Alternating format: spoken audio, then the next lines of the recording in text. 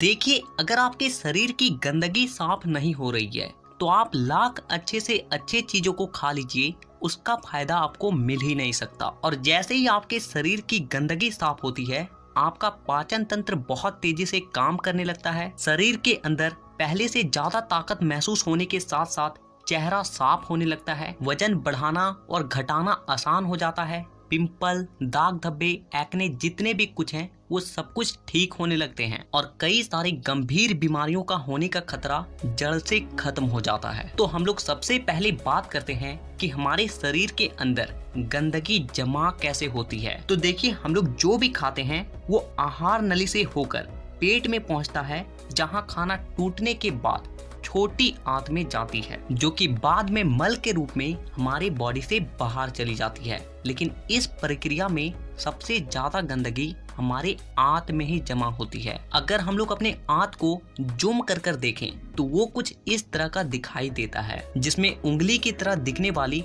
छोटी छोटी उभार होती है, जो कि एक फिल्टर के तरह काम करती है, क्योंकि इन उभार के अंदर नसें होती है जो कि हमारे शरीर के अलग अलग हिस्सों से जुड़ी होती है और इसी नस के जरिए खाने में मौजूद पोषक तत्वों को खींचकर खून में और हमारे शरीर के अलग अलग हिस्सों तक पहुंचाया जाता है। लेकिन जब हम लोग जाने अनजाने में गलत तरीके के खाने का इस्तेमाल करते हैं तो वो हमारे आंतों में चिपकने लगती है और धीरे धीरे दीवार पर एक मोटी परत बनाकर जमा हो जाती है, जिससे कि जब हमारी आंतें खाने में मौजूद पोषक तत्वों को खींचती है तो उसके साथ साथ गंदगी भी हमारे खून में मिल जाती है और फिर शरीर के अलग अलग हिस्सों में जाकर ये गंदगी जमा हो जाती है। जब ये गंदगी खून के जरिए हमारे लीवर तक पहुंचती है तो फैटी लीवर और जॉन्डिस जैसी बीमारियां होती है। जब ये किडनी में जमा होती है तो किडनी स्टोन और फेफड़े में जमा होने से अस्थमा, और जब खून के जरिए दिल तक पहुंचती है तो कोलेस्ट्रोल और हमारी नसों में ब्लॉकेज पैदा होती है। और जब ये गंदगी हमारी स्किन में पहुंचती है